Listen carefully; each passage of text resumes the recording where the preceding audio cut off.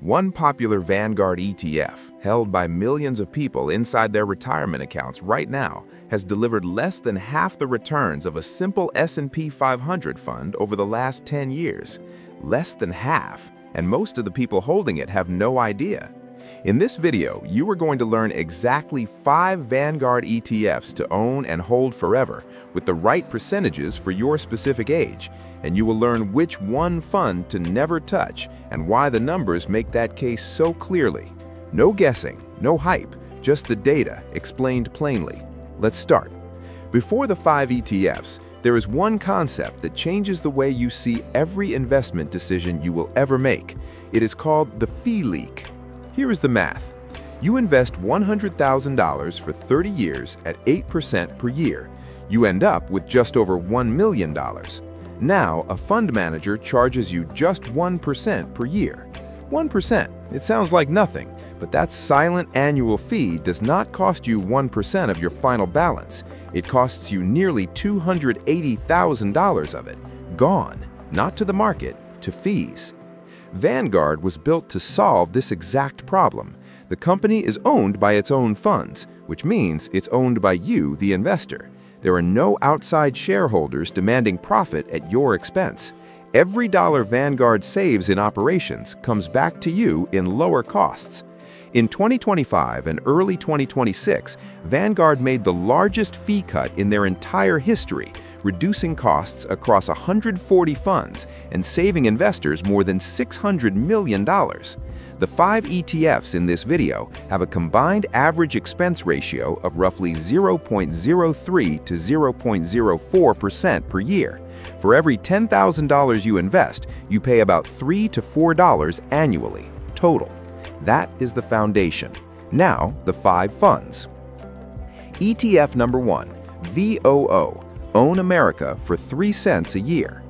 When Warren Buffett wrote his instructions for what to do with his estate after he's gone, he did not list a collection of stocks. He wrote one sentence: put 90% into a low-cost S&P 500 index fund. That's where this portfolio starts. VOO, the Vanguard S&P 500 ETF. One share of VOO gives you a small piece of 504 of the largest companies in America: Microsoft, Apple, Nvidia, Amazon, JP Morgan, all of them in a single purchase. You are not betting on one company, you're betting that the American economy will be worth more in 20 years than it is today. The 10-year annualized return on VOO is 15.26%. A $10,000 investment 10 years ago is worth roughly $41,000 today. The expense ratio is 0.03%, 3 cents per $100. VOO is now the largest ETF in the world with over $820 billion in assets and a Morningstar Gold Medal rating. Now, the honest part. In 2020, in the COVID crash, VOO fell 34% in about 5 weeks. That's terrifying to watch, but it recovered fully in less than 5 months and finished 2020 at an all-time high. The lesson is this: volatility is temporary. Selling during the volatility makes the loss permanent. VOO is your core engine. Everything else in this portfolio supports it. ETF number 2, VXUS, the shift most investors are missing right now. If U.S. stocks have dominated global markets for a decade, why would you ever own anything outside of America? It's a fair question. And for most of the past 10 years, the honest answer was uncomfortable for international stocks. But something shifted significantly in 2025. In 2025, international stocks gained approximately 32%. U.S. stocks gained roughly 17 to 18%. That was the strongest international outperformance in over a decade, and it was not a coincidence. The U.S. stock market currently trades at a price-to-earnings ratio of about 29 times. International stocks trade roughly 13 to 16 times, less than half the valuation. Nobel Prize-winning economist Robert Shiller now projects U.S. stocks may return as little as 1.5% annually over the next decade. Charles Schwab titled their 2026 market outlook, "International Stocks Seem Set to Shine." ETF number 2 is VXUS, the Vanguard Total International Stock ETF. It holds 8,646 companies across 49 countries for just 0.05% per year. Europe, the Pacific, emerging markets like India and Brazil, all in one fund. Its correlation with U.S. stocks is only 0.82, meaning it provides genuine diversification, not just the appearance of it. A recommended allocation is 20 to 30% of your equity exposure. You're not abandoning America, you're simply acknowledging that a world trading at half the valuation of U.S. markets deserves a seat at the table. Here's a question most investing videos never ask. Would you rather own a fund that gains 30% in a good year and loses 35% in a bad one, or a fund that gains 20% in a good year and loses only 12% in a bad one? Most people chase the first, but mathematically, over long periods, the second fund often wins. Because if your portfolio drops 50%, it does not need to gain 50% to recover. It needs to gain 100%. The deeper the crash, the harder the climb. That logic is exactly what makes ETF number 3 so important. VIG, the Vanguard Dividend Appreciation ETF. VIG holds 338 companies that have raised their dividends for 10 years or more consecutively. That single requirement, consistent dividend growth, filters out financially weak companies and keeps only businesses with durable, proven earnings. The 10-year annualized return is 13.09%, about 2 percentage points behind VOO. But in the bear market of 2022, when VOO fell roughly 18%, VIG fell only about 10%. Its 3-year volatility is the lowest of any equity ETF on this list. Its expense ratio is 0.04%. Morningstar Gold Medal rated. The best portfolio is not the one with the highest return on paper. It is the one you can actually hold without selling at the worst possible moment. VIG makes that possible. ETF number 4, BND, the stabilizer that protects everything else. I know exactly what you think about bonds. Boring, barely keeps up with inflation, and you probably remember that in 2022, BND fell over 13%, the worst bond year in modern history. So why is it on this list?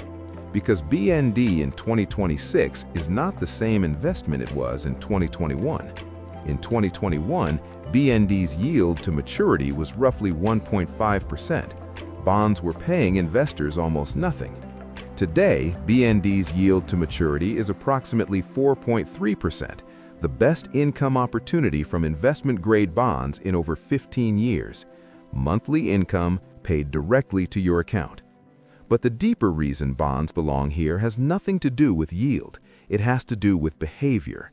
A 100% equity portfolio can fall 50 to 55% in a severe downturn.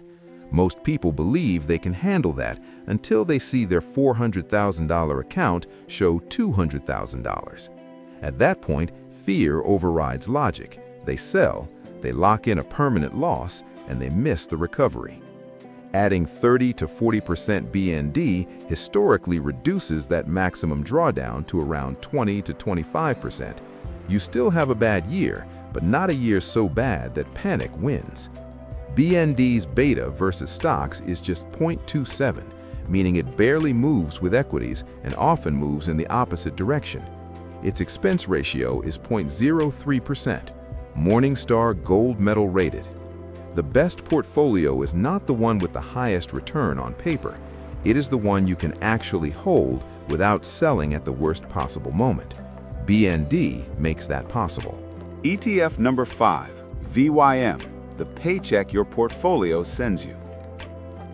The day you retire, your lifestyle does not necessarily change. The bills do not stop. The groceries do not stop. The health insurance does not stop. But your paycheck does. After 30 or 40 years of money arriving every 2 weeks, it stops, and suddenly you are responsible for creating income from the wealth you have built. That transition is one of the most emotionally difficult moments in personal finance. ETF number 5 was built exactly for that moment. VYM, the Vanguard High Dividend Yield ETF.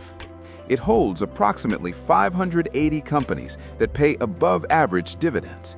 Every quarter, those companies send a portion of their profits to VYM, and VYM passes that income directly to you.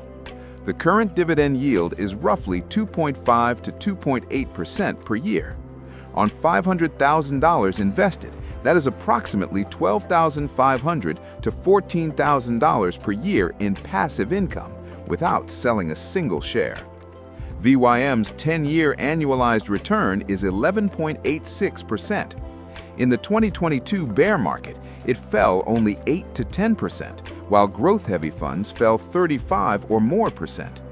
Vanguard cut its expense ratio to 0.05% in February 2026, the lowest-cost high-dividend ETF available. VYM is not for someone trying to get rich fast. It is for someone building income that lasts a lifetime. The one to avoid, VNQ. I told you at the very start that one popular Vanguard ETF has delivered less than half the returns of a basic S&P 500 fund over the last decade. Here it is. VNQ, the Vanguard Real Estate ETF. It sounds responsible. REITs own apartment buildings, hospitals, data centers, warehouses. It pays a dividend of roughly 3.5 to 4%. It sounds like exactly what a careful investor should hold. But the numbers tell a different story entirely. VNQ's 10-year annualized return is 6.10%. VOO's is 15.26%. On a $100,000 investment over 10 years, that gap is the difference between roughly $180,000 and $410,000. You do not get those years back.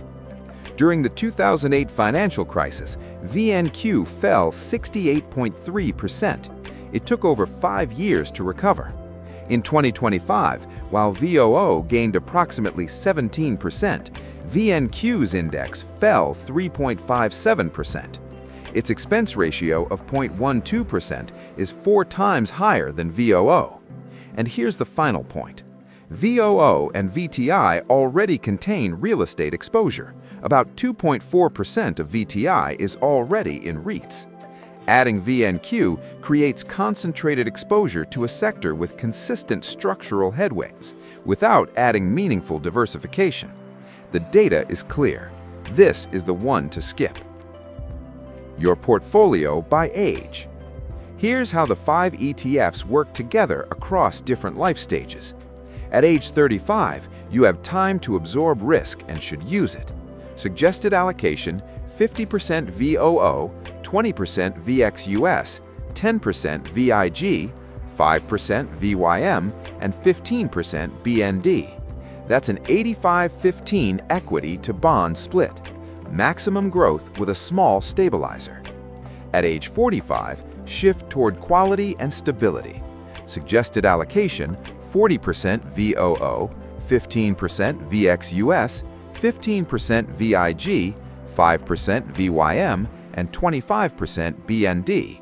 That's a 75-25 split. You're protecting what you've built while still growing it. At age 55, retirement is within 10 years. Protection becomes as important as growth.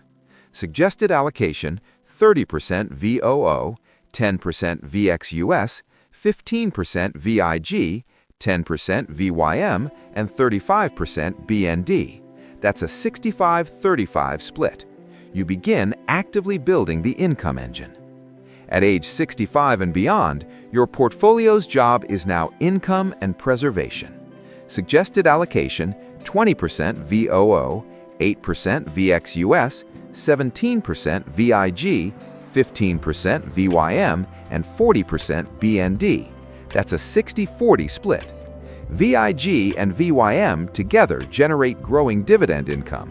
BND provides monthly cash and behavioral stability. One rule applies at every age. Rebalance once a year. Not every month, not every time the market moves. Once a year is all you need. Canadian investors should note that US-listed Vanguard ETFs held inside an RRSP are exempt from the 15% US withholding tax under the Canada-US tax treaty. That advantage compounds quietly for decades. Let me bring this all the way back to where we started. The investors who retire with real financial security are not the ones who found the best stock pick. They're the ones who stopped looking for one.